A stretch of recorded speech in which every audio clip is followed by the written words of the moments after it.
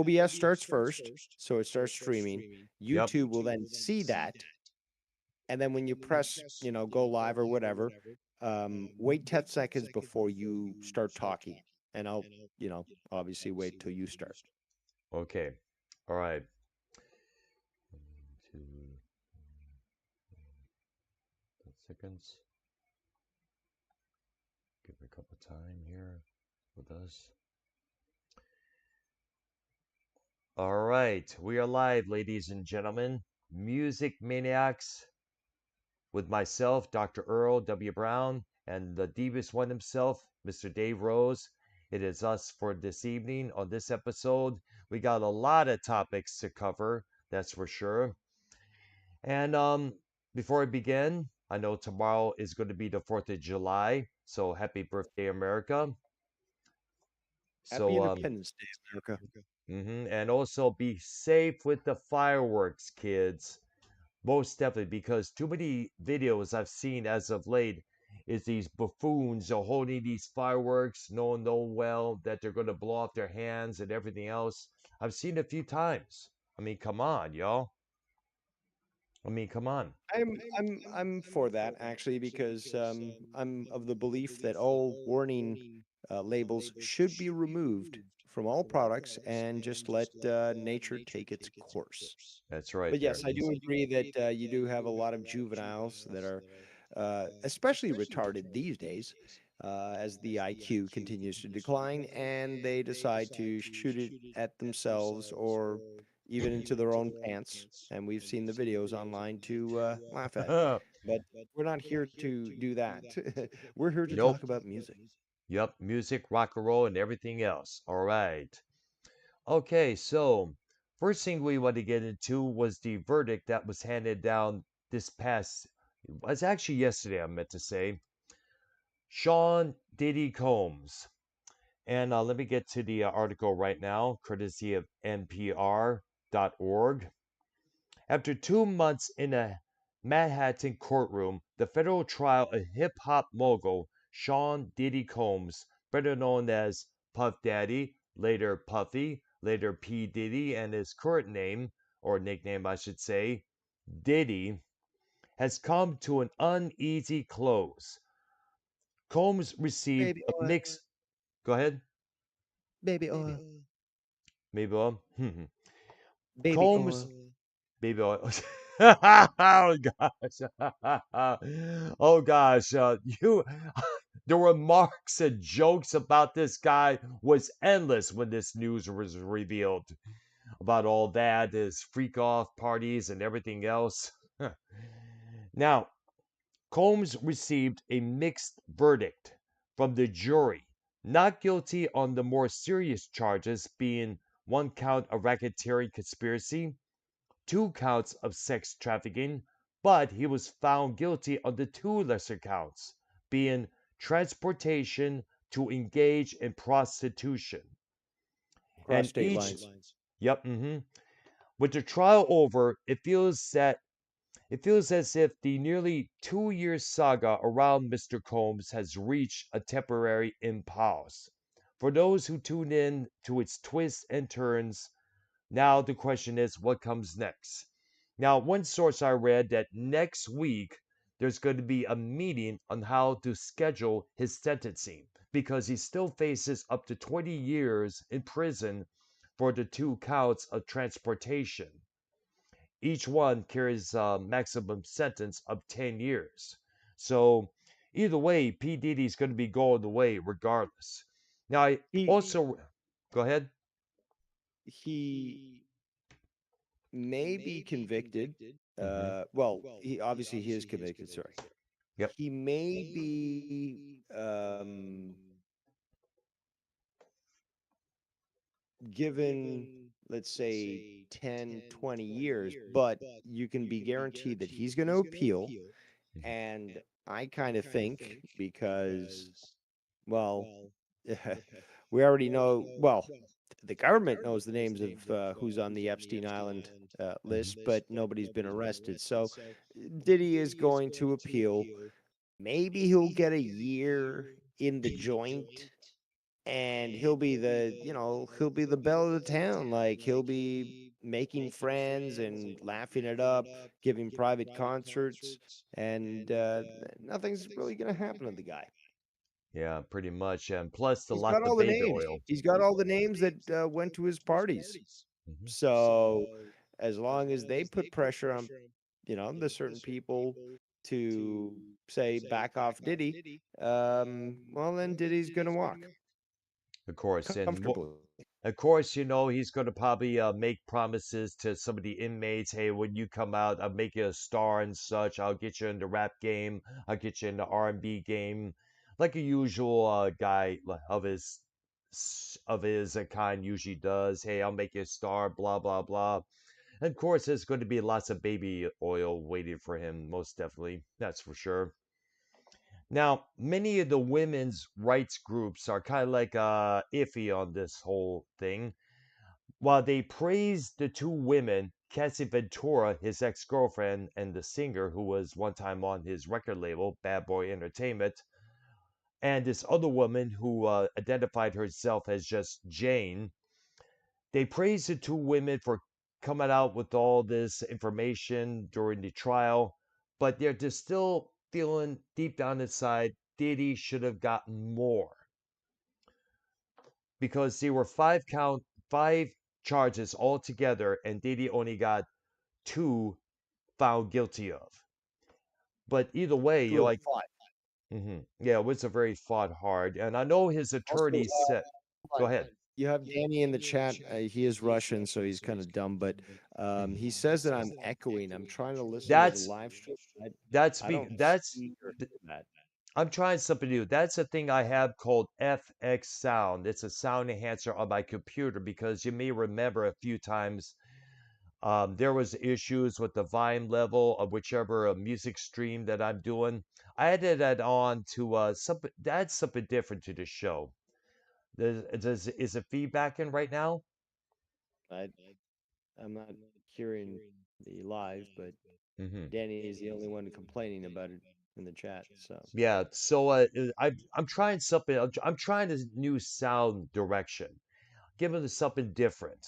If anybody requests me to turn down the echo level, I will do so.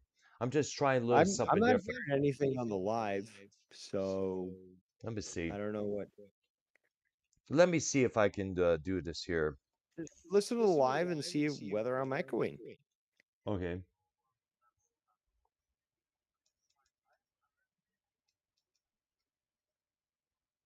Hmm. Probably have to listen. I tried my phone there, see what if there's any results, but either way, it's supposed to pick up from the desktop here what the where the echo is supposed to be. So I know I'm going to be using it tomorrow evening for a dark techno set live stream that I'm planning on when I get home from work. So either way, it was the show is done, we'll listen to the playback and then we'll see where it goes from here. So either way, like I said, I'm trying something different, Danny. So and you're welcome to join the call if you wish. By the way, all right. So P Diddy found only guilty of the two counts of the five charges against him in this whole mess. And isn't it safe to say that all the people that all the kids looked up to and respected turning out to be bastards all in all, altogether? I mean, Bill Cosby being one of the biggest examples. I mean, like Vince McMahon. How many wrestling promoters idolized him? Paul Heyman being one of them. I mean, and now we know the debaucherous details about both those guys. Suge Knight being one of the most heinous of them all. I mean, when you think about it, he's made death threats towards this rapper, that rapper. He definitely threatened Vanilla Ice over some issue. And of course, probably was told, hey, if you tell anybody that little thing that went down between us, you'll be dead. So obviously, Vanilla Ice had to recant that story on that episode of Behind the Music years later after that went down. But it's like hip hop is now becoming probably more dangerous than it was years ago. especially all these arrests of rappers dying of overdoses, rappers getting in trouble with the law. That 6ix9ine rapper with the rainbow hair, The or Earl. MC. Yes, yeah. What what what has been recently proven, at least in the last 5 years, is that gangster rap is fake and Mhm. gay, Yep. because you have a lot of these individuals who are basically, they call them down low, I Hmm. believe. Yep. That's the vernacular, where they act masculine, but they're really in homosexual relationships. Hmm. And again, the whole prison mindset, wearing saggy, pants, which is exposing your ass, which is in jail, uh, A way admission of. that you're your Yep. ass. Hmm. You have this intrinsically bred into rap culture, and when it comes out that, again, you have all these human trafficking circles that are grooming people. I mean, look what happened with Justin Bieber. Hmm. And you've got that on video, and then you see how he's acting now. Yep. You start to see that basically there certainly is credence to what's been going on. And despite the fact that this guy had a good lawyer that was able to, reduce the charges to 2 out of 5, and again, this guy certainly is involved in stuff that could be considered racketeering, that warrants a RICO charge.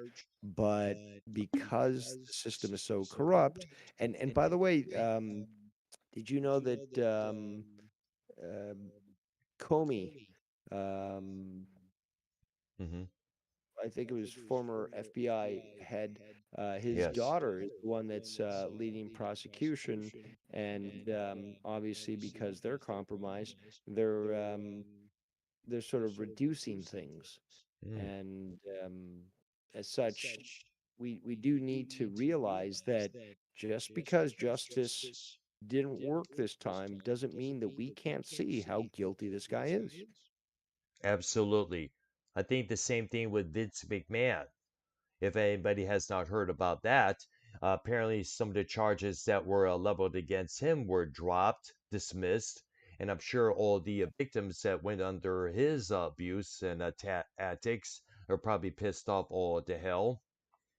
It's like probably Vince McMahon probably got the same kind of lawyers that Diddy did, without a question. Okay, so P. Diddy, he's still waiting his sentencing, possibly facing 20 years in prison. He's not allowed to post bail, which Hmm. Yep. indicates that the court believes that he might be a flight risk. That's important for people to consider because, again, initially when things start to come out, he sort of left the country. I think he went to Jamaica first, but he basically left the country. Yep. Um, and eventually he came back, and then he had to face these charges that were presented. But the court is right there when it comes to his potential flight risk. Hmm. Another person that came to my mind when you mentioned that, Roman Polanski, the film director. We all know that he got involved with an underage girl while doing a photo shoot with her, gave her alcohol, gave her drugs, and took advantage of her. And right before he was supposed to receive his sentencing after being found guilty, if I remember, he flew to Paris, France, and is still there to this day. I remember years back there was a group of actors that were hoping that he would come back to the States, but unfortunately he cannot because if he does, boom, he's going to land up in the prison big time for what he did back in the later half of the 1970s. And So, Woody Allen oh also yeah, is well known for his penchant for younger flesh, yep, and but he was never, unlike Roman Polanski, he was never forced to leave America and seek refuge in a country without an extradition treaty. hmm, exactly. I know. I mean, it's like all the people that we look respected in movies, music, and whatnot in the entertainment business.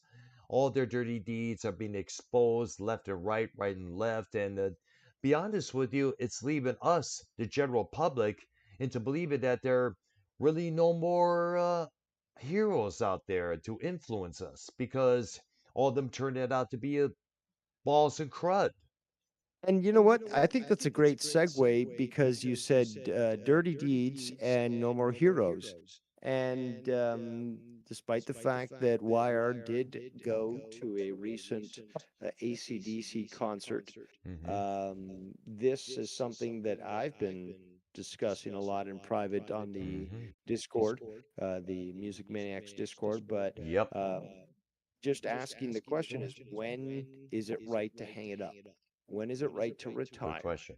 I know. And videos that came out from a recent AC/DC show, not just the footage that YR shared with us, but the stuff that came out in Australia, I believe, you had people, it caused such a furor that people online caused a viral, movement where a lot of people showed this video, um, where it proved that they should not be on stage.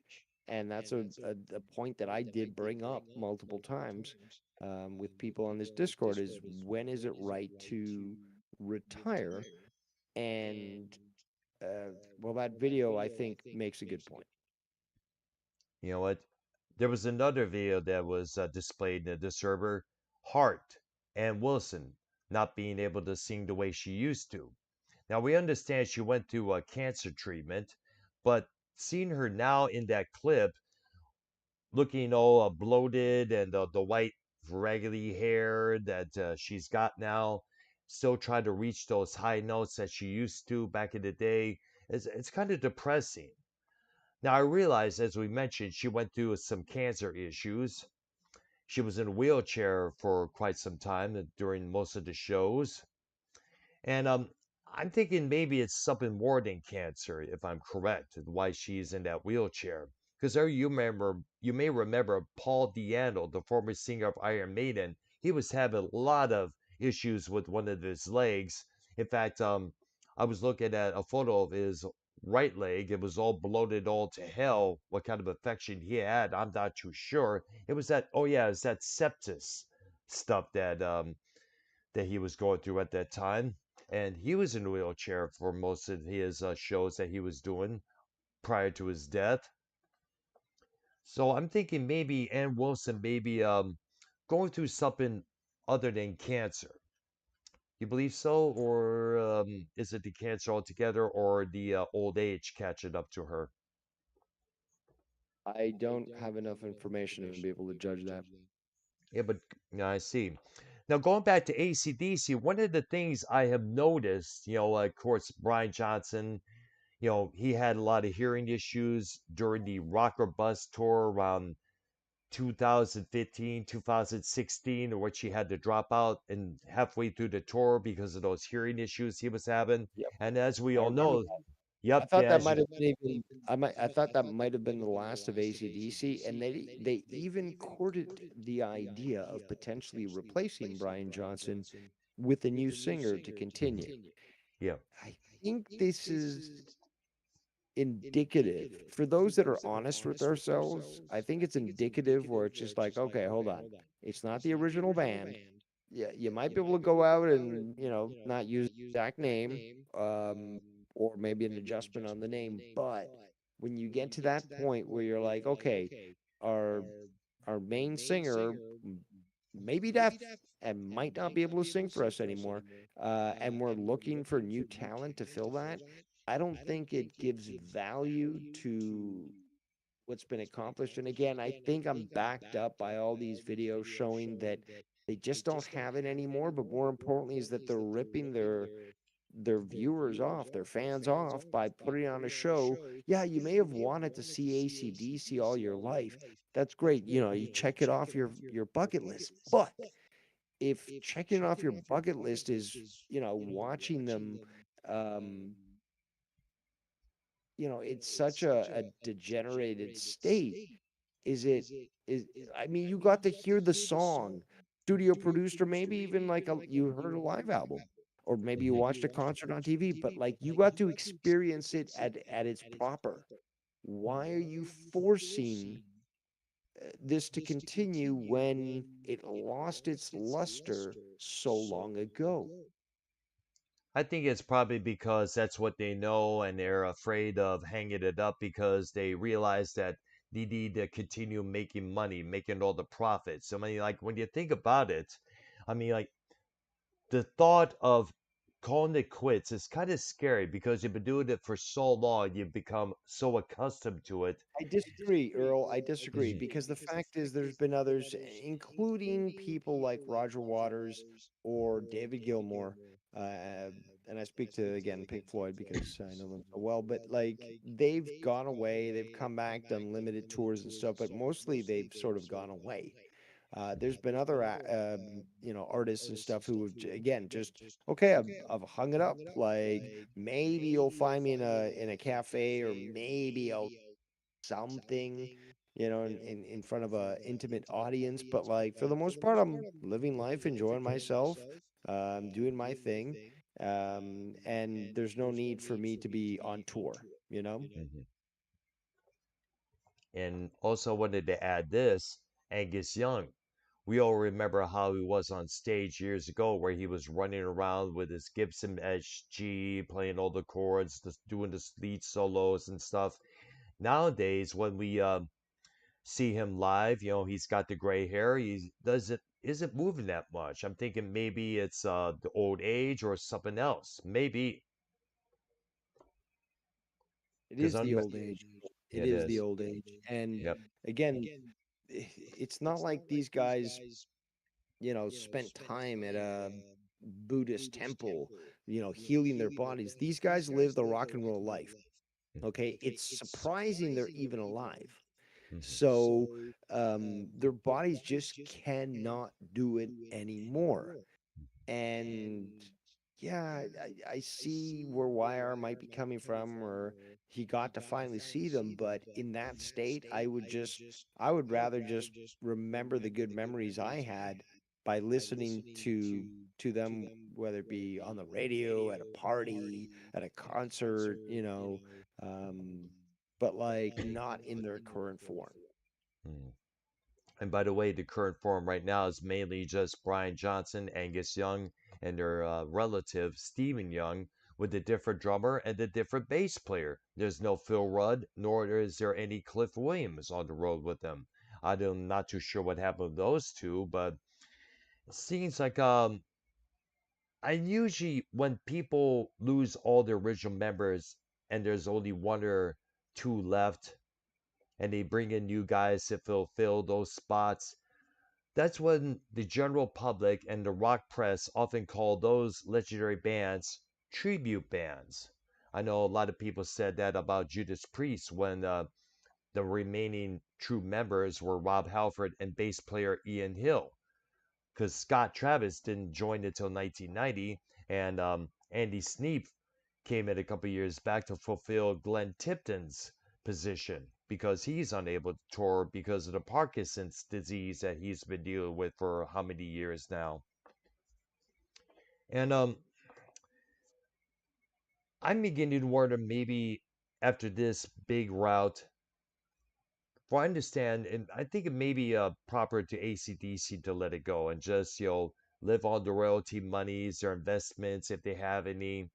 The fact that they own the copyrights to their music is a blessing because that means they can continue receiving money through the play on the radio, mostly the old stuff like Back in Black or For Those About to Rock or the Now, earlier Earl, records. Go ahead. how do you um believe the scenario is? Because we know that these individuals obviously are quite well known, as well as wealthy. Like they got their money, right? So, but the thing is, though, all of them are agreeing to tour. So the question is this desire for more money?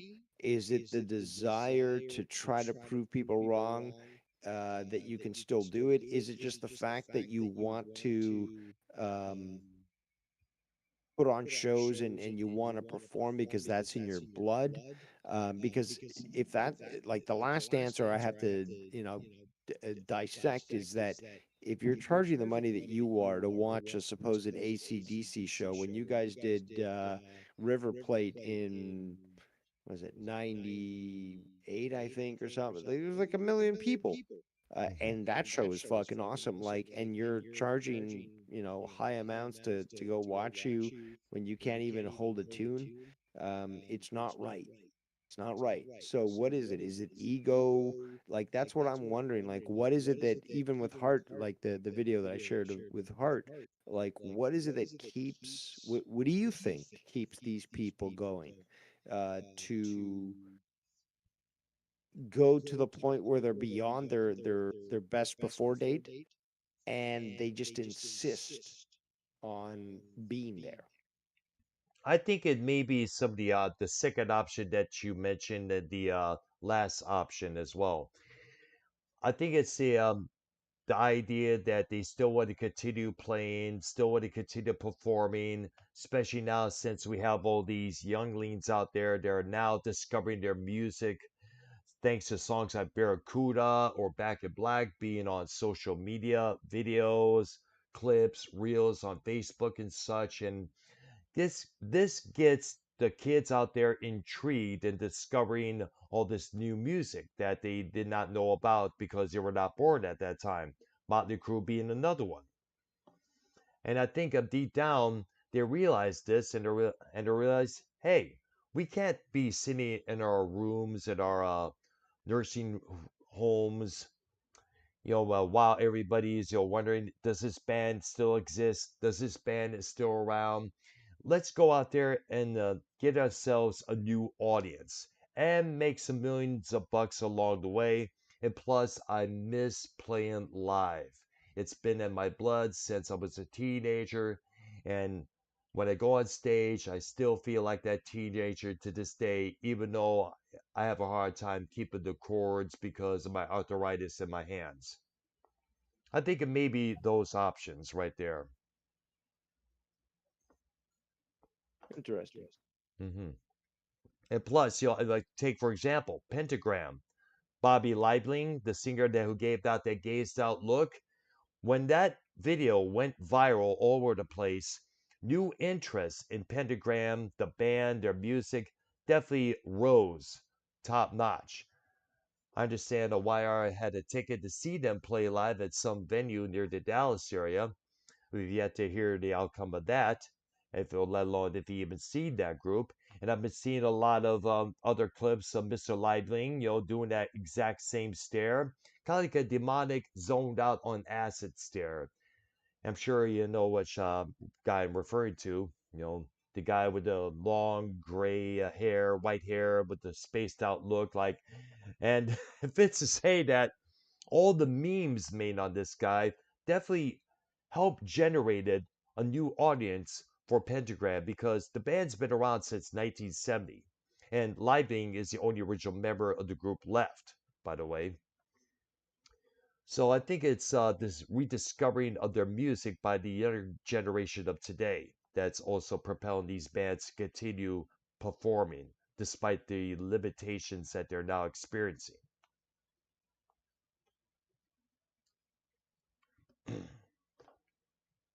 All right.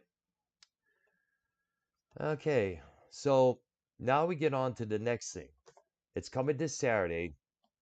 Black Sabbath, Ozzy Osbourne, their final show, Villa Park, Birmingham, England. And speaking of limitations, a lot of a lot of people are expecting, are wondering, will Ozzy pull this off? Because we all know he's been dealing with Parkinson's disease for how many years now? And I know they're going to have a lot of guest performers, as a way of saying goodbye to Black Sabbath, one of the main bands that influenced them, Metallica being one of them, the other Pantera, all the other players and performers out there. Definitely, this is like a celebration of Black Sabbath altogether. And rightfully so, because now there's a Black Sabbath bridge in Birmingham. I mean, a lot of artists who are participating in the show has been doing selfies, photo shoots at these areas. I mean, like Black Sabbath are now being honored because in a lot of ways they helped put Birmingham, England on the map when it comes to birthplace of rock and roll, or heavy metal, I should say. Other bands have emerged from there. I believe Queen was another one of them. And I believe a couple members of Led Zeppelin started from there as well. But the main one we would know by heart, Black Sabbath. And if it's to say that Black Sabbath was kind of like the gangster rap of their day, talking about what was really going on in society, whereas the hippy dippy, positive stuff, the peace, love, and joy stuff that the hippies, the bands were doing at that time was kind of like old. It was kind of cheesy. And here comes Black Sabbath, later Pentagram, later Uriah Heep, adding a more darker structure to their music and help giving birth to the genre we know as heavy metal. And I know YR mentioned about, he got he's going to be watching the live stream this coming Saturday. I'll be at my job. Unfortunately, I'll have to wait till after the show is over to find out from social media how the whole event was. If Ozzy was able to do some vocals on some of the songs here. I know he'll probably be singing sitting down because of, as I What if mentioned, I the sent you a Parkinson's. link? Hmm. Maybe I could find a link to the show and Hmm. send it to you. YR could certainly show it through Discord. That's So, good. All you right. could maybe play that through, a TV in your job, All right. and you and your coworkers could enjoy the last show. All right there. It'd be nice because I consider many times Black Sabbath one of my prime influences in getting me into heavy metal, along with Iron Maiden as well. I remember having a lot of the Ozzy era records on vinyl in my old Black collection back Sabbath in the certainly day. was a pioneer in metal. Absolutely. I mean, like, well, not to take anything from Steppenwolf, they were hard as well, but not as heavy as Black Sabbath were. But And you of have course, that early influence with, Black Sabbath's Black Sabbath album. hmm Um, and you also have this new sound, and that hmm established hmm heavy metal. exactly. And let's not forget Tony Iommi, the guitarist. Like, he's mostly credited as being the godfather of heavy metal because obviously what happened to the two tips of his right hand. For anyone who has not known for some dumb reason, Iommi used to work at some industrial job, and on the last day of his job, he was doing some sheet cutting with some gizmo. Not too sure what it's called, but the tips of his right hand, the two middle fingertips, got cut off accidentally, and after a while, he thought about quitting the guitar.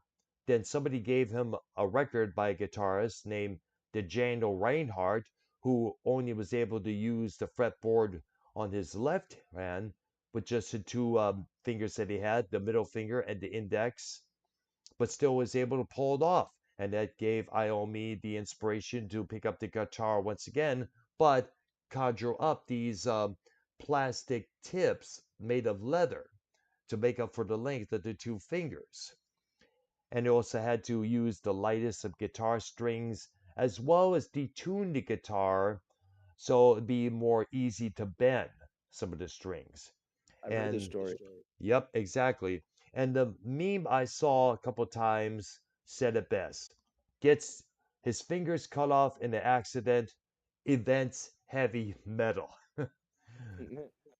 And what can I say? He's correct. Whoever came up with that meme was absolutely spot on. I mean, like Sabbath, came up with a lot of riffs that were just gut wrenching, powerful, harsh driven. I mean, like songs like Sabbath, Bloody Sabbath, Snowblind, which you all know what it's about, cocaine, obviously. I Records think like again, the Black Sabbath uh, album Mhm. set the tone, and from there they evolved. Um, but it still retained that inherent sound. Sure, because of the production, the songs, I mean, everything up there. including the atmosphere that came along with it. I mean, like, this is a perfect day to listen to when you're in the garage, when it's raining outside. And I told this story to Ark Noyd, and we were talking about this record. I did the stupid thing of having my guitar amp of old Kmart plastic amplifier, and I was playing my guitar in the garage during a rainstorm, despite the Mm. fact that, and you're gonna want to smack me one for this one, there was I already even know what water happened. on the ground. Yep. Water on the ground. But luckily, I kept the wires, the cords off the ground so I would not get electrocuted. But looking back now, it's like, damn, that was a dumbass thing to do. But at the time, I wanted to catch that atmosphere that the first record had. I mean, like a rainy afternoon, dark music played through with the guitar and such, harsh, heavy. I wanted to somewhat recreate that, but sadly, well, not really sadly. I was able to capture some of it, but still, give me credit for trying to capture some of that atmosphere. Well, again, music inspires. Yep,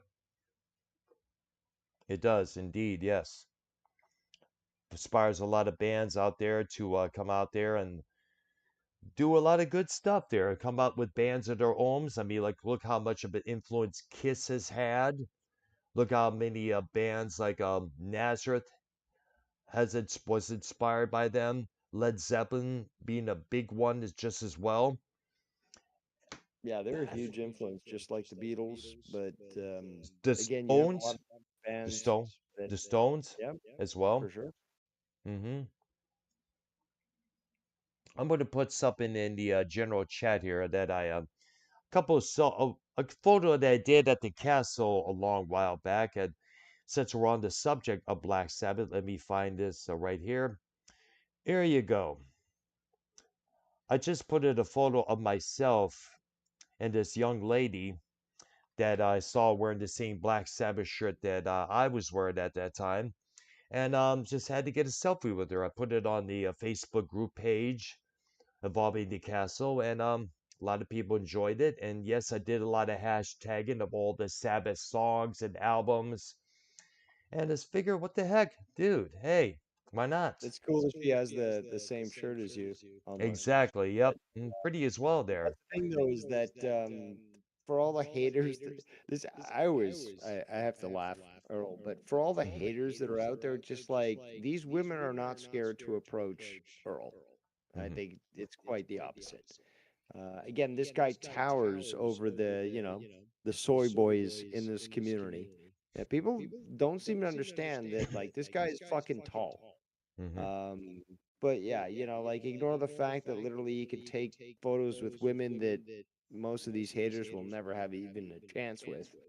Yep. But again, he's not, if he was so scary and such a freak, then nobody would approach him. But meanwhile, the guy's got like 8 women around him, all dressed in like, white makeup and, goth, highlights. And it's just like, yeah, I don't think they're scared of Earl. But Nope, they'd they're probably be not. scared of your haters, though, especially since they don't bathe and they smell disgusting. But yeah, well, that's what it is. All right. Again, like, these are people that are going to a club, and they put an effort into the way they look and stuff, but again, they're not like um they're not like these people who have no idea about music. They actually do. So, like, you can strike up a conversation and actually, know that somebody wearing a, Black Sabbath shirt actually knows about Black Sabbath, as opposed to these people who are like, oh, Nirvana? Well, yeah, I'm wearing their T-shirt, but like I thought it was just like a Buddhist thing. It's like, no, bitch, you're wearing a band shirt. Like, do you not know what you're doing? I spoke about this a few times before. I think I remember did a video on this particular topic. It's right now the rock T-shirts have been a fashion trend for the past couple of years. I remember seeing an ad in one of the malls back in Texas of a young 20, at infant least girl. 25 years. I remember seeing this at least. okay, even earlier, 95 onwards. I remember seeing people buying t-shirts because again, downtown you've got all these fake t-shirts that are being made, all Yep. that. Like you might have a Rolling Stones shirt with just the tongue. Okay, it's a cool, it's a fucking awesome image, but like you have people buying it and then like they go to school and it's just like, look at me and my t-shirt. It's just like, do you know what that is? No, no idea. It's like, Oh it doesn't gosh. work. So like again, like I remember that being while I was in high school, people buying cheap T-shirts that they had no idea, the band that was referenced. It's kind of funny. It was that I was out and about at one of the malls picking up some stuff for my sister, and I remember there were a couple of black dudes wearing AC/DC and Metallica shirts. I'm like, do you have any of the albums? Do you know any of the songs? I mean, like, there are times I wanted to ask these guys to pretend I'm some sort of one of those streamers on TikTok and such, and ask, "Do you know any of the songs on the band whose shirt that you're wearing?" And they'll be like, not really. So why are you wearing it?" "Well, everybody else is doing it." I mean, you see Kim Kardashian wearing a Slayer T-shirt at one point, and the response to that was one of their guitar players, Gary Holt, wearing a shirt on stage saying "Kill the Kardashians." I'm being told that I'm still echoing, so I don't All know right, if there. that's All right, shall yeah. I turn the echo down a little bit for you? I Okay. guess. I mean, if that's you, I'm not doing anything. It is me, yes. It's the little echo system that I have going on there. Let me That's see another if I. thing that, like, I will say this. I don't think you need to add that. You can, if the volume's not loud enough, you can always increase it through Discord. I'm not a big fan of music in the background. It depends on the type of show, but some people play music in the background while they're talking, and I find it distracting. All right, I want there. to hear what that person says and so forth. So, like, yeah, All right, there. like it. I toned down the echo a little bit for you. Like I said, I was trying a little something different. Just juice Yeah, things but up a little again, bit. like you don't need to, unless I'm coming in soft, you don't need to do anything. You don't even need to auto-tune my voice. And just let the show play out. Um, so again, just like background music, I don't think it's necessary. It depends on the situation, but when you have two people having a conversation, I think it distracts. All right, there. And by the way, speed of the show, we still says exit condition on the end here. There hasn't been any warnings. YouTube is not receiving blah blah blah coming in as of yet, It may have been what I which is good. suspected with the Discord issue, Yeah, but thank you that for the may suggestion. well, again, like you never know. It could always be a number of things, but you were willing to try it out, and so far so good. So I'm happy that that suggestion helped us. Good, the long run. Okay, so we finished speaking about Black Sabbath, and now there's a little topic that I don't think was ever discussed on any of our music shows until now. Blue Eyed Soul, white artists performing black music. And the list goes on and on and on. I mean, we've seen so much. Objection, Hmm. objection. I know it's real early into this, but Hmm. I do not see it as white artists stealing black music. There is It never controversy. was. There's a lot of history to this. We're going to talk about this because I do like this style of music, but I wouldn't things so Hmm. I'm wrong. I'm wrong because I look, I wouldn't classify it as blue-eyed soul. I think it's an outdated term. It's you could consider it racial. I'm not gonna say racist. I'm gonna say racial because that's where the origin comes from. But Yes, Malcolm I just X. I don't see it necessarily belonging to one particular race. Um, but it is whatever I call it, still I'm wrong because like there's a record here. It's called Blue Eyed Soul, whether I like it or not. Hmm. Um, so the thing is though, it's still music that I enjoy, music that I don't even when I listen to it, when I hear it on the radio, I'm not even thinking race. Um, but like I think there's a lot I wouldn't say controversy, but I think there's a lot more here that does relate to race. When I don't think it should, but I'm wrong here because clearly they define this type of music as blue-eyed soul. And you being in Detroit, knowing Motown, living during that time, Earl, you have a lot more to say about this and a lot more knowledge about it than I do. Um, and having that sort of racial um, issues there in Detroit, you could probably speak a lot better than I could on the subject. Yeah, I know that there have been for those who are not familiar with the term blue-eyed soul, it's soul music performed by white artists, and the term blue-eyed was, I guess, coined by Malcolm X. You'll remember the blue-eyed devil, warning his followers of the Nation Islam against the white man, trying to keep the black race down and such. I'm not too sure who came up with that term Well, myself, but in I'm looking at Wikipedia and take that with a grain of salt, mhm. but according to Wikipedia, Blue-Eyed Soul in the 1960s, Georgie Woods of Philadelphia radio DJ is thought to have coined the term Blue-Eyed Soul in Ah. 1964, initially to describe the Righteous Brothers, when white artists in general who received airplay on radio stations. The Righteous Brothers, in turn, named their 1964 LP Some Blue Eyed Soul. According to Bill Mm. Medley of the Righteous Brothers, R&B soul, sorry, R&B radio stations who played their songs were surprised to find that they were white when they turned up for interviews. And one DJ in Philadelphia, unnamed by Medley but probably Georgie Woods, started saying, "Here's my blue-eyed soul brothers." And it became a code to signal to the audience that they were white singers. The popularity of the Righteous Brothers, who had a hit with "You've Lost That Loving Feeling," is thought to have started the trend of R&B radio stations to play songs by white artists by the mid 1960s. A more uh, integrative approach that was then popular with their audience. The term blue-eyed soul was then applied to such artists as Sonny and Cher, Tom Jones, Barry McGuire, and Roy Head. Interesting. I feel good to be corrected on that one there because glad you with the information. Now, I have here a list of many of the blue-eyed soul artists, ranging from the average white band to an artist named John Fred, who died in 2005, Wayne Cochran. Um, Here's another one, Rick Ashley. His earlier hits had that joyful soul sound to it. You may remember the one I'm referring to being one of them.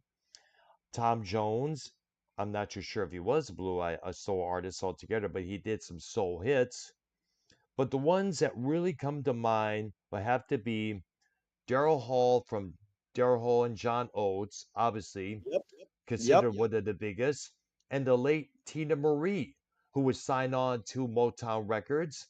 And here's something else: Motown Records wasn't really sure how the audience would react to a white woman singing black music, so her first record did not have a photo of her anywhere, or the front or the back cover. It was when it was revealed who she was, that's when the artist people were like, wow, interesting, very, very interesting. So, of course, she would go on to have hits with Rick James, Fire and Desire, to do what they did together. Of course, Lover Girl and a few others. Ooh La La, I remember hearing that song when it came out. A lot of other stuff as well. hmm Now, Van Morrison being another one from Ireland, of course, the man behind the group Them and their hit song Gloria. As a solo artist, he had Wild Night, which John Mellencamp and Michelle de what's her name, I forgot, made a remake of in the 1990s. There's I mean, also like, Moondance, yep, absolutely, that was one of the biggest ones. That was his big hit right there. Brown Eyed Michael Girl. Mc, hmm yep, and of course Michael McDonald. His Oh, song, hold on.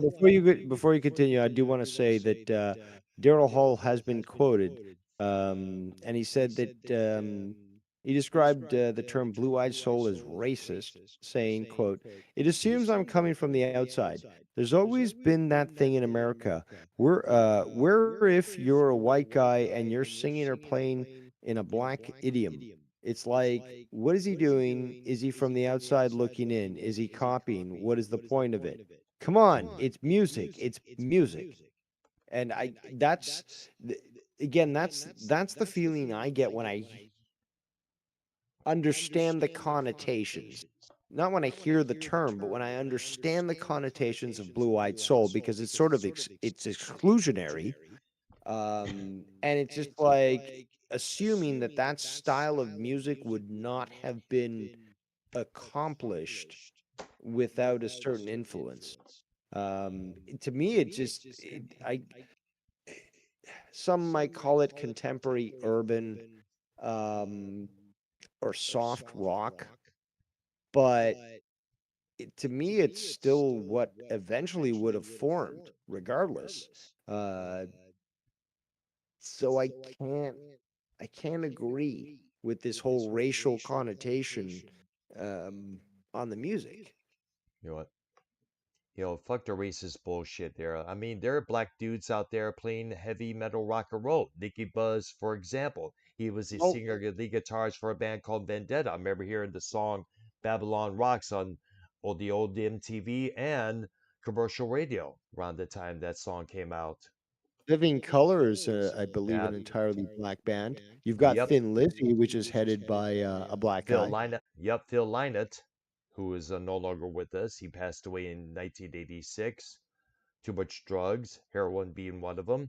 And of course, we cannot forget God damn it, Jimmy. Earl. This is why I love fucking Music Maniacs, whether it be on the show where I'm listening, because you will tell me somebody's fucking shoe size because you know so much trivia about music. Thank you, my man. Of course, we cannot forget Jimi Hendrix, the man who Yeah, reinvented the guitar. And of course, what's kind of funny is that, left-handed. That's another thing. Is he didn't restring his guitar. He just like, okay, fine, give me a right-handed guitar, play it. I'm oh, left-handed, by the way. he did restring his guitar because of that. Did he? I think the only one who didn't do that was the guy from the English Beat, Dave Wakeland. And I think the other one was No, there was Dick Dale. actually there were several people. Now to think of it, my Uh, mistake. But I do remember again seeing that sort of craziness. It's like, hold on, what are you doing? You're not restringing your guitar and you're left-handed, and you're just gonna play it? Okay, you rock. Exactly. It's but it's interesting. But you know what? That's how they taught themselves to play when you think about it. And so that's what they understand mostly. Of course, I we knew a got to. guy, by the way, just as a side note, I knew a guy who could play a 12-string guitar, Mhm, and wow, he was mhm. fucking good. All right, they're nice. Of course, we have this artist, George Michael, who passed away in 2016. An artist who I Amazing. remember hearing about briefly. His name is John B.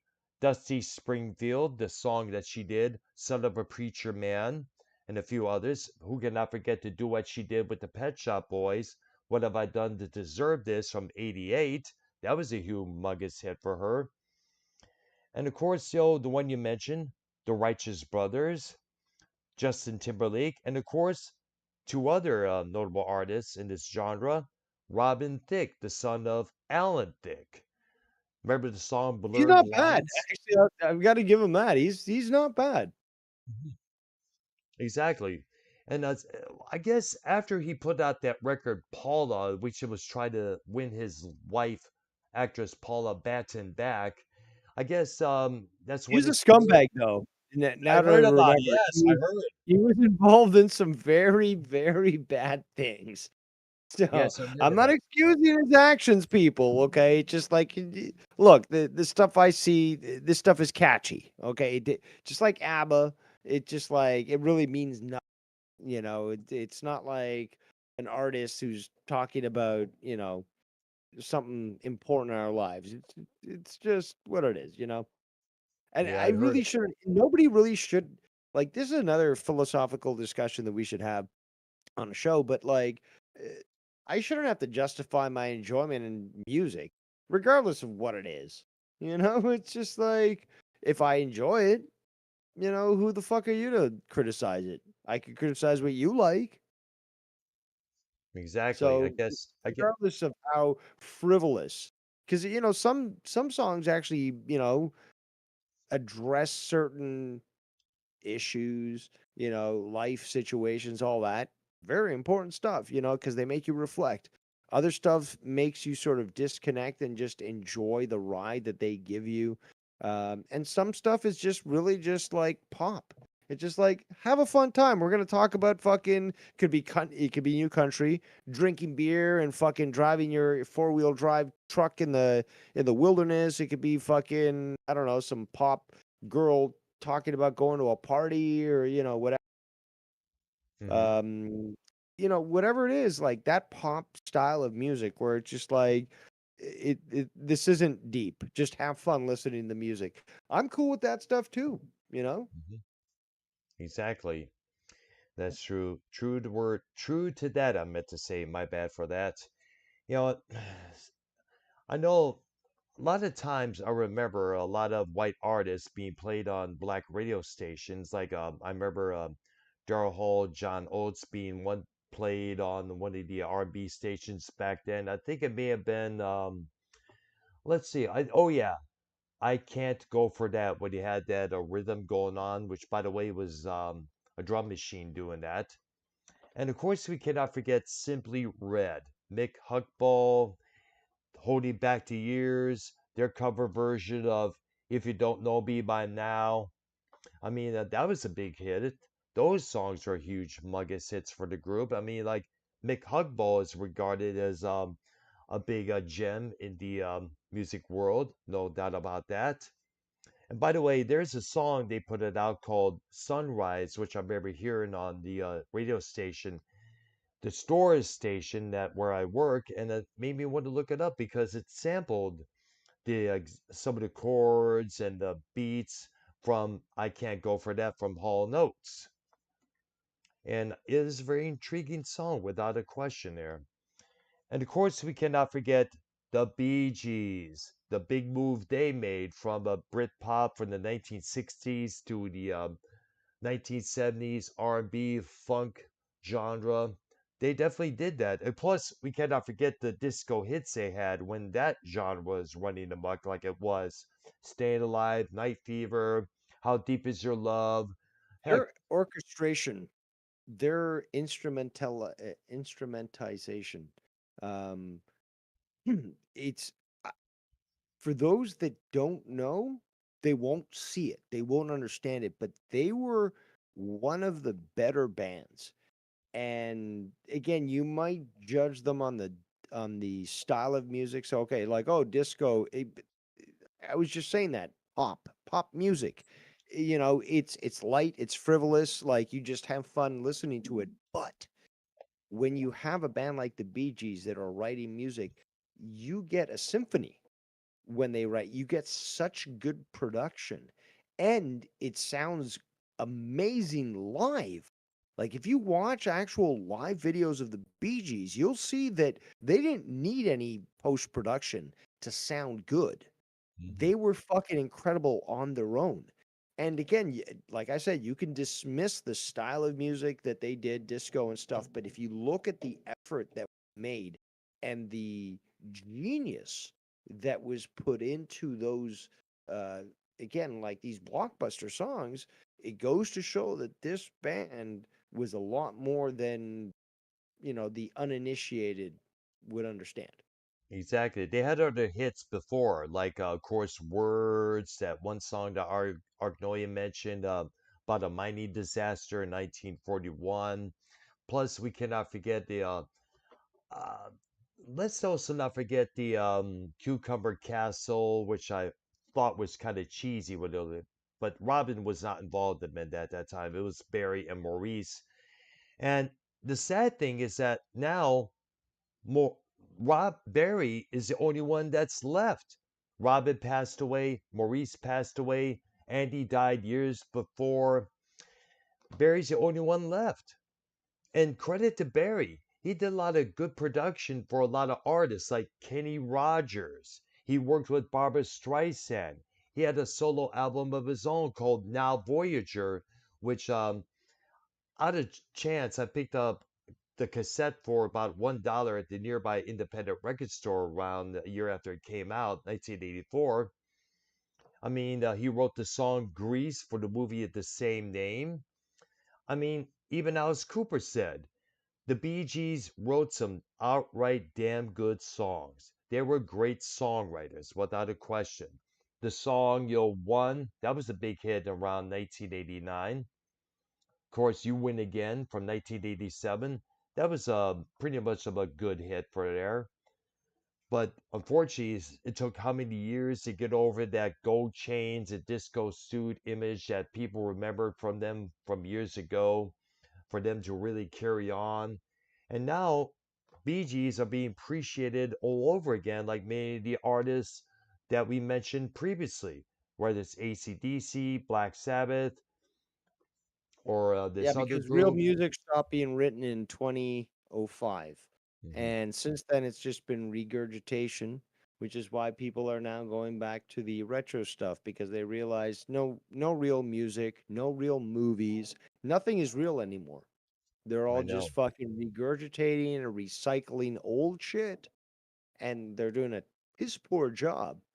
But that's the reason why people are Exactly. nostalgic for the good stuff, the old stuff. Well, my suggestion to all the kids out there that are looking to purchase vinyl from this band, that band there, find the original first from the nearby independent record store, see if they have it in stock. Then go out and buy the new version that just came out on this other different record label and see if there's any comparisons to the sound quality of both. Because a lot of these vinyl albums that are out nowadays are usually remastered, digitally this, digitally done to make it sound to the standards of sound quality that we have nowadays with CDs, cassettes, Dolby Stereo. Who cannot You forget mean that? a downgrade? Cassettes. Yeah, Now you get me angry. Now you get me angry, and this is my bad. a, a topic that I suggested that other people discuss Hmm. on your show, but we should be doing this topic on exclusively a different show. But I'm gonna preview it in the sense that uh, it's a downgrade. Listening Mm, to things digitally is a downgrade. agreed. People don't understand. Those that did not live the time don't understand that back in the 70s and 80s, the focus of your entertainment system, your living room, whatever, was your studio, like was your stereo. And you invested big time into vacuum tube based technology that again, how many people that are listening or might listen to this video ever took a vinyl disc, plopped it on the actual can't remember what it's called, but the platter, and lifted the needle and placed it in the first groove, initiated the spin, and then made sure that their stereo was tuned in to the record and listen to the warm sound that was generated. How many people and again, downgrade would be cassette, but you still had those nuances from that medium that allowed for music to be heard properly. Meanwhile, now with digital music, no matter how much you like lossless, no, you do not get the same experience, the same feeling, the same sound when you listen to digital music. I know. Neil Young spoke about this years back. He was against the digital stuff himself. In fact, I remember, I understand where you're coming from on that level because I remember having the Raw Power album by Iggy Pop and the Stooges, and I would listen to that through headphones on the old record player that I used to have, and the sound of James Williams's guitar was like with the almost with the full bass, almost the full blast. With is memorizing, no doubt about that. Another reason No, why hold I on. would go ahead. I I'm not being critical for those that want to listen to the music. Yeah. Okay, because when you again when you back in the day there was no FM, so back in the day you're listening to AM, and obviously you're not going to be hearing the music as good as you could be if you had a stereo. Fine, but you're listening to music. That's great. I'm not going to take that away. FM comes along, it sounds better, but it's still not, again, it's not the same experience that you sit down after a long day's work, you pour yourself a nice fucking scotch, and you put on fucking Omadon by Mike Oldfield. Mhm. And I'm just describing what I would do. And you just fucking, again, you got 90 plus minutes of music on both sides of the actual record. Um, and you drink your scotch slowly, and maybe you'll pull out a cigar, and you'll listen to this fucking album in its proper sound. And that is the way, one way to experience uh, proper music or That's music true. properly. Yep, that was what that's what you had as a That, kid. That's what I had as a kid, especially when I was a young teenager. And I think Wire needs to experience that for himself. Because you remember there were a few debates on our show where he talked about CDs are better than vinyl, CDs are this. But then again, Wire is younger than the both of us. So he grew up in the 1990s when CDs were all over the place, along with cassettes. So, in ways, Wire well, kind if of he missed stopped out. wasting money on phallic objects and actually focused on spending money on a stereo, he wouldn't need to go out to watch cover bands. He could buy a bunch of vinyl and just enjoy the road, enjoy the show. And again, like something I really enjoyed as a kid was, well, at any age really, was listening to an LP, but also reading the, you know, album art, going through Oh, what the yeah. band provided. Like this is what you need to be doing when you're listening, to an album, or often. Um, Especially if you just bought it. It's just like I want to put on the record and just read what they gave me. Like Guns N' Roses, for example, that was a big thing for me. Their cover art for Yeah. Appetite for Destruction was hmm nuts, man. Robert Williams. That's the man who did the original art, by the way. And that had to be censored because of the content of that painting that he did. And of course, I believe the new version that came out a couple years ago on the three vinyl set, on the new vinyl version, probably has that folded that art as the gatefold, if I'm correct.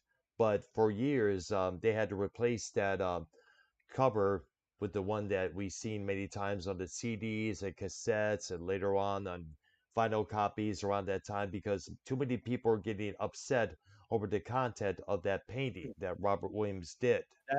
That's the whole point. Is to get a rise out of the people, shock them, bring But some that again, controversy. we got to the point where in like I'd say the 90s, the late 80s, early 90s, you had this. I mean, eventually you did have the warning thing, like whatever Mhm, it is called, where it's like the black and white sort of logo that goes in the corner, like mhm. I can't remember what it's called, but like yeah, where Explicit it warns warning, you. explicit Explicit, content yeah, for advisory. yeah, Yep, PMRC. Thanks a lot. yeah. Thank them for that crap. But that there's a whole story behind that. But like before, I mean, you guys did do a video on the most inappropriate covers of an hmm album, and there was, I mean, can't remember which band it was, but they had like a 14-year-old who was topless on the cover. Um, Blind Faith. yeah. Yep, So that only that's just album. one. There was a lot of that going on in the 70s. Oh yeah, And, it's important to discuss and stuff. yeah, I exactly. don't remember how we got onto this topic, but please continue. Okay, but Let's also not forget Virgin Killer, the original cover for the Scorpions album of that name. That Yep. caught Mhm. that caught that album was the cover was considered child porn by the government of Sweden, by the way. And I remember one of the former members of the Scorpions, Ole John Roth, their lead guitarist on that record, he wanted to do whatever he can to prevent that cover from coming out because to this day it makes him cringe. Yeah. In Yeah, fact, that's it. That's it. I would love to actually do a show specifically on that because again, you brought up Diddy today as well. It sort of relates. It's like where's the just where does the degeneracy end? Because there's certain people that are willing to do whatever it is in the music industry. Um, and then you have these outliers. I can't even prove that. That's cringe. That's disgusting. I can't do that. So, like, I would love to discuss that in the future with you, Earl, yes, because we could do that next there's week a if you like. real dark side. Yeah, absolutely. But there's a Yes. real dark side to the music industry, and that, I mean, shit, you got Bob Dylan who admitted he sold his soul to Satan, Hmm. um, and yet somehow he can't die. So I think there's something to that. But again, there's so much to discuss, and I would love to discuss that with you and YR if he ever decides to Man's come out of up. under that rock Because from I where he's. if he mans up and decides to do that show, because I suggested it to him, Paul Three, and both were kind of like, kind of that's a very touchy subject to get into. We don't Earl want doesn't to care, cause no people. problems. Earl doesn't fucking care. That's the best Nope. part of Earl is that he doesn't Exactly. care Thank you. and he's just willing to discuss things. But meanwhile, we have Danny MT in the chat, but he's not Mhm. willing to call in the show. So that I think says a lot about you, Danny. You commie. Oh, dude. Oh yeah. But you also mentioned Bobby Caldwell in the chat. Who cannot forget his big hit? What won't you do for love? And I remember that was all over radio.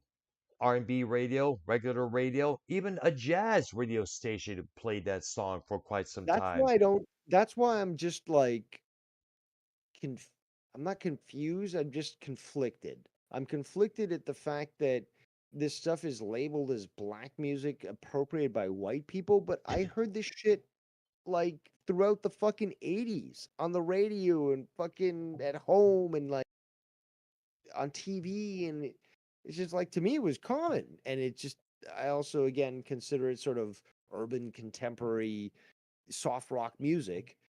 Mhm, But apparently I'm wrong in my definitions because Wikipedia tells me I'm. But it never felt black to me. Hall and mhm, Oates is like the whitest of the white. I mean, like I don't see anything black about them. But oh shit, they're sharing um, rhythms and tunes with black people. It's just like, but why not? I mean, we eventually we'll all find the same sort of music, right? mhm. Yeah. Same sort of tunes. It's just like it's inevitable. It's Mhm, mathematically impossible that somebody's gonna like eventually everyone's gonna fucking how can I explain this? These tunes are universal, and mhm, eventually you're gonna everyone's gonna be playing them. mhm. Sorry, I can't explain it better. I'm also a little Yes. stoned, but They're going to be forever played in people's minds or stereos and even on the stores that they shop at a lot of times. okay, so let me say this. You have certain artists that have actually been sued and stuff, and there's been Mhm. settlements where it's like, oh, you stole my tune. It's just like, and many times it's like, I didn't even realize. And it gets proved in court. It's just like they didn't realize that, but subconsciously they sort of picked it up. Yes, And then there's a that is true. settlement and all that sort of thing. But that's the thing, though. It's just like these things are universal. Even without being exposed to something, you might come up with the same tune as Stevie Wonder, and then he'll try to sue you. It's just like, but I've never even met you, Stevie. So how can you say that? Never heard your Exactly. music. So Probably coincidence, like the case of the no, no. I song. think it's. I don't think it's coincidence. I think it's actually that humans invariably will express themselves musically and invariably that will lead that multiple people will play the same music. Hmm. It's just mathematically the way it's gonna go. Or interpretate the same music at times there. Like, for example, I was going to get into this famous case. The beginning of Stairway to Heaven, supposed to be ripped off from instrumental by the group Spirit, Taurus. Listen to the intro of that piece, and you know what I'm Okay, talking about. let's Very even break it similar. down further. Or Mhm. let's break it down further. How about drum beats? Can Mhm. you say that belongs to one group or another? I mean, Nope. it's drum. No. It's basic. It's like again, our heart runs at a certain beat, Hmm. right? So Yes. we can start with that. We can adjust it. We can make it faster. So how is that specific to a certain group? It's not. So when Nope. you then start with a beat and then you build around it, regardless, you're going to have cultures from different parts of the world doing the same thing. Yep, they're going to pick up on it Statistically as well. speaking, mathematically speaking, it's invariably a fact. Hmm. Another show we got to talk about sometime soon, sampling. That was a big issue around the later half of the 1990s. I mean, you like had all these hip hop artists and electronic groups sampling beats from this artist, that artist, leading to lawsuits, controversy, and everything. Because, gosh, when you mentioned that quote, a certain section of an instrumental called Amen Brother came to my mind. And the section I'm referring to would be later used for so many electronic beats, so many hip hop songs. I mean, like I'm glad you another. raised that point. Yep. I've And noticed let's. the exact same thing. I called it out when it happened. I thought, again, what was that song? I'll be missing you by Yep. P. Diddy, which he ripped off Sting and the Police. S- no, well, he didn't rip it off in the sense that he asked the police, "Can I pay you for this?" And they're yeah, like, that's what "Yeah, they'd yeah, have to yeah." do now. Fine." Yeah. And they were fine with that, which I don't agree with. But again, but we saw so much at that point during that time. Everyone was sampling a fucking old song that they could never create because they're not talented. But they take that song, they take that beat, and then they make it their own. Like, oh, look at that. And in fact, remember, and this is relative, Mhm. faster, harder, better, stronger, Yes. whatever that song Yep, was. exactly. Um, It was Daft Punk and it was later used yeah, by Kanye it was West. used afterwards by Kanye West. And now I saw fucking comments on the internet of people saying, "Who are these guys copying Kanye West?" Like, Obviously, because they don't please. know yet. No, but that just goes to show ignorance, arrogance, and stupidity because they have no idea that he sampled. Because again, all these people very uncreative, so they've got to sample off everyone else. When they do that, you have these that think that they were the originators, and then look at the originators and scoff at them. It's Exactly. pathetic. Exactly. I know for a long time, many to avoid lawsuits and everything, they have to write down lists of samples that they use for this track, that track, this track on almost every album that was out there. Like a R&B or rap record, they have the list that's have to put out all the samples that this track listed, like that contain samples of this song, contain samples of that song, and now they have to put out also pay royalties to the artists that wrote and composed that original composition. Thanks to Queen taking Vanilla Ice to court for Ice Ice Baby. And if you're a Queen fan, you know which song they sampled for his big hit. Yep, look it up, folks. We all know, Dave knows, the beginning of Under Pressure used for Ice Ice Baby. And of course, Vanilla Ice, said it's not the same. We had, of course, that's infamous, but yet they later on had to add the members of Queen and David Bowie onto the songwriting credit to that single. So I guess many artists out there have to, whenever they sample a beat or particular hook from this song or that song, you have to put songwriting credits of the original artist on, or else face lawsuit as well as pay them royalty money for doing so. Because a lot of these artists that were sampled a lot originally never got paid.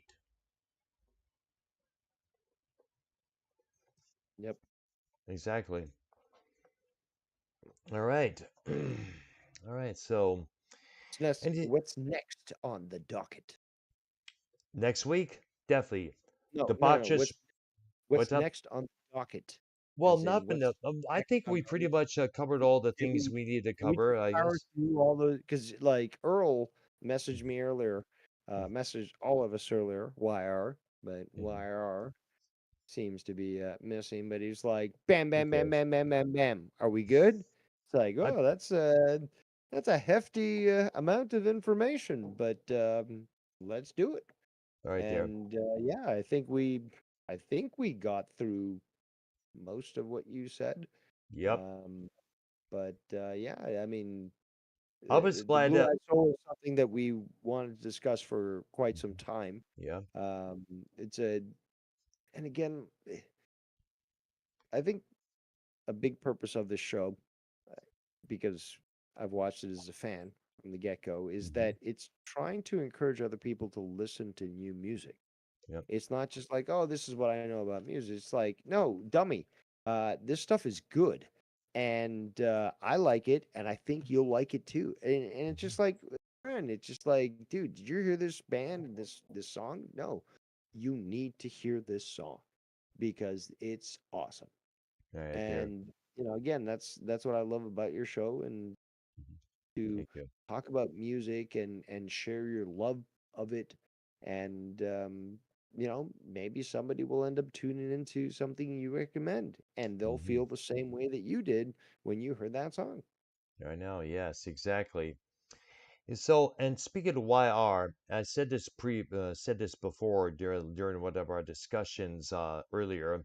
The guy needs to man up on a couple things in terms of discovering new stuff. I mean, like when he saw Zach Wild's Sabbath tribute band, he was showing me videos because he wanted to know the title. What's the name of this song? Oh, that's Snowblind. Or what's the name of this track? Into the Void. Because obviously he wasn't really into Black Sabbath. He was more into Judas Priest, obviously, for we known that for many years. But YR, dude, if you're listening, if you catch this show later on when it's done, when it's on my channel and such, you know, discover other things. Iron Maiden is good. They're a great band. They're phenomenal. They're legendary. But I don't know if they're. Do you agree that they're bigger than the Beatles? No. I agree as well with you because the Beatles were the big band that really started things The off. Beatles, again, it's not just the music with the Beatles, it's their cultural influence that leads up to today where you still have memes being created. Hmm. So that influence is superior to anything that Iron Maiden, Judas Priest, or all these other bands that YR, likes, have ever been able to accomplish. No, I know. nobody like it's not about the music; it's about their cultural influence. Hmm. Um, Led Zeppelin, great, Yep. but you can't say that they had the same influence as the Beatles. The Beatles were marketed differently, and that's why they remain sort of focused on Hmm. more so than Led Zeppelin. I think if it's a say, and I'm sure there are those who may agree with me, that the Beatles were one of the first bands out of UK, out of England, to really give light to black music around that time, whether it's John Lee Hooker, Chuck Berry, mostly Chuck Berry for that matter, or other artists like Muddy. Uh, No, you think so? No. no, there was other bands that during those mid '60s were Stones, uh, Yardbirds. certainly this. Yeah, yeah, absolutely. Pink Floyd essentially came together because of that. Late '60s, '67, Oh, '66. by the way, I'm just sure the name Pink Floyd was came about from two Chicago-based bluesmen Floyd Yep. Council, and Pink Anderson. Yep. Hmm. Yeah, I'm not, for those out there who are unaware of how the name came about, there you go. Right. But again, yeah, the black influence obviously, but the black influence had a lot of insertion when it came to music that had blues influence, that had jazz influence, but that's sort of where it stopped Hmm. because you can't compare either of those blues players to what Pink Floyd was in 1967 with Sid Barrett. Hmm. Were there Yes. influences? Absolutely. Was it comparable? Absolutely not. Yep. It was Piper at the Gates of unbelievable. Dawn? I mean, that is, it doesn't scream black. Let's say that. Yeah. Let's say there. It screams something different, something original when you think about it there. And I think we It's a came sound that I love. Like Mhm. 67 to about 72. 8. No, no, hold on. The specific sound that I'm thinking is, yeah, well, maybe earlier, 66 to 72. Mm. Um, th- and again, like with this, I can't remember what song it was that was posted recently on our Discord, but it was, it had this 60s influence, but it was still Mhm. sort of set in the 70s. I can't explain it proper, but Is yeah, it it in was the just, general section? no, it was before the fiasco. Okay. It was a But music links section there, yes. yeah, I'm trying to remember it it was just myself like, there. wow, this is just so good. So Mm. good. And again, another reason why I can show is just that I'm told, and again, that's the best part of these videos staying up is just, oh, I heard it during the show, but I didn't get to check it out. Let's go back and watch it again. Oh, let's pause the video. There's the name. Let's go look Mhm. that up. Oh All my right. God. Oh my God, it's been 5 hours. I've been just listening to this band, with all these different songs. Hmm. And that's happened with me with your show. It's just like you guys have introduced me to great stuff, and I certainly appreciate it. Yes, I appreciate that day that you tune in into our programs and good content like you are. Much, And I very much think appreciated. that's like clearly one of your missions is like Music Maniacs is to introduce other people to like bands that they might not ever consider listening to. Yeah, And I because think so it's many so people, worth it. Like, I love that. for example, yeah, because there's so many closed-minded people out there. My ex-girlfriend back in Why? Detroit, would be one of them. Well, actually, I see where you're going. Well, the girlfriend I was back in Detroit the years before I got involved in this community, she was more closed-minded. She always still stuck to two things: J-rock, which is heavy metal or hard rock from Japan, and symphonic metal Some good groups like stuff though. Nightwish. I got a soft spot for that. Mhm. Yeah, she was mainly in those two genres, but whenever I tried to introduce her to either Emerson, Lake and Palmer, or Led Zeppelin, or this group over there, she was like, I don't want it. She only preferred the 80s hard when they had all those hit singles that were not written by them. And when they had their hair puffed out, wearing all those lacy outfits, when they tried to look like Prince and the Revolution from 1984. But when I tried to introduce her to Dog and Butterfly or Dreamboat Annie or Little Queen or one of my favorites from them, Baby Lestrange, she was like, it's not for me, not for me. I mean, geez, what a closed-minded little trick she is. I mean, for crying out loud. I mean, like, please expand your minds, girl. Expand your horizons, all right? I'm trying to introduce you to different stuff, and you're like so close into these two other things here. Geez, she used to fantasize about this one Japanese guitar player named Manasama constantly. Brag about him all the time, or to give praise to him, such and such and such. Geez, it's like, what the hell? What am I here for crying out loud? I'm supposed to be the boyfriend. Hello? Why are you looking up to all these stars that you know damn well you're not going to goddamn well meet? Let alone marry. Yeah, some people like, but the thing is, sorry about that little rant there, but there are so many closed-minded people out there that need to be alerted about what came first, who influenced this or that, who was started this, who started that. Because people need to be, And people it's need to know. important that people have to have people have to have an open mind. You cannot criticize anything unless you have an open mind. So unless you're willing to listen to something that's new, or just be open, like why would you not want to listen to something new? It's just like you've heard the same bullshit over and over again on radio. Don't you want to hear something new, something that comes out like, wow, I like that sound. I like that singer's voice. I like that band.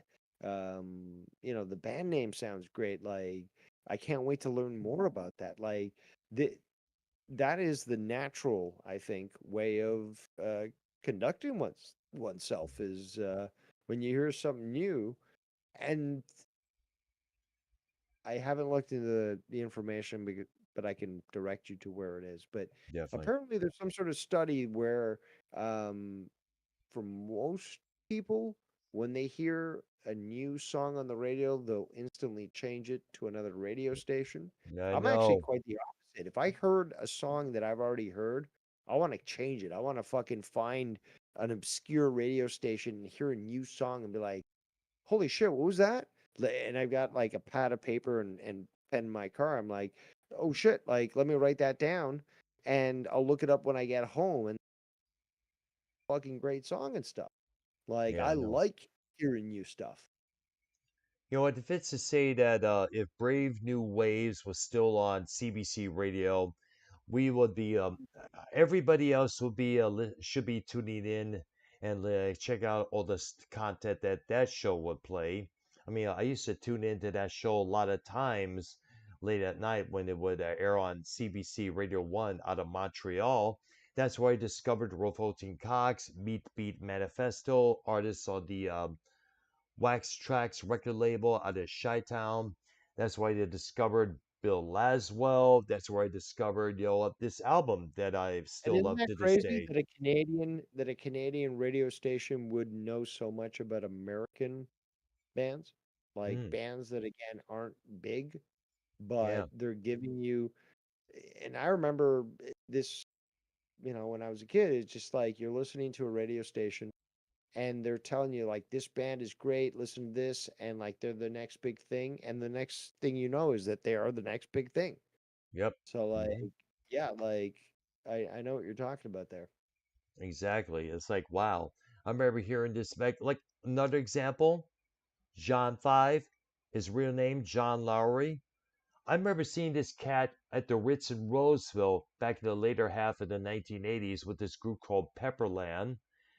He was jamming it up left and right with the songs that they were doing, ranging from Metallica's One to I Stole Your Love from Kiss. They were an awesome band. They were.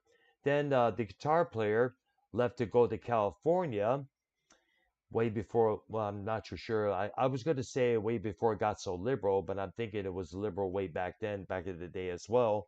But he left to go to California. And years later, we find out John Lowry was involved with Two, the project with Rob Halford, the Judas Priest, the industrial rock unit. He also got involved with Marilyn Manson and later Rob Zombie, and now he's with Motley Crue. And lo and behold,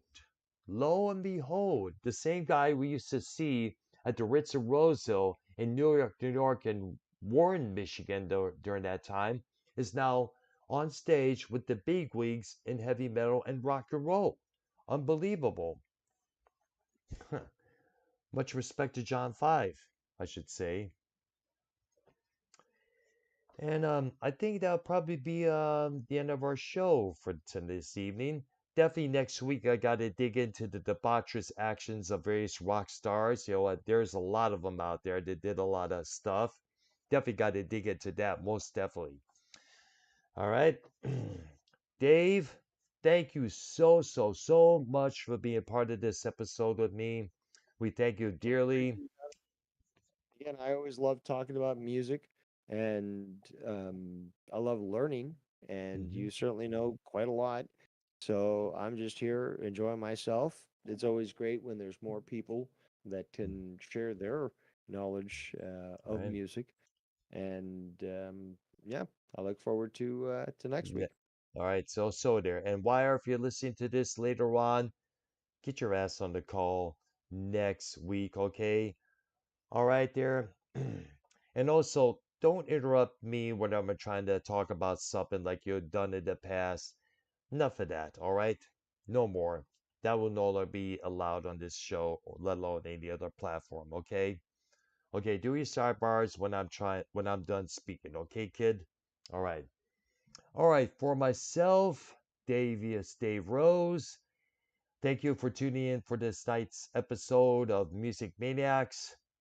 Don't forget, tomorrow evening I'll be live after work at 11 p.m., same time zone, Eastern, with a brand new dark industrial techno set. And I'm also working on possibly doing another techno set to premiere this coming Saturday evening at 9 p.m. Eastern time as well. Been thinking about it all day today. So if it does go down, I'll let you know in the post from my channel. But subscribe to my channel, hit that like button and that notification bell. Thank you once again, Dave, and thank you to all for tuning in this evening.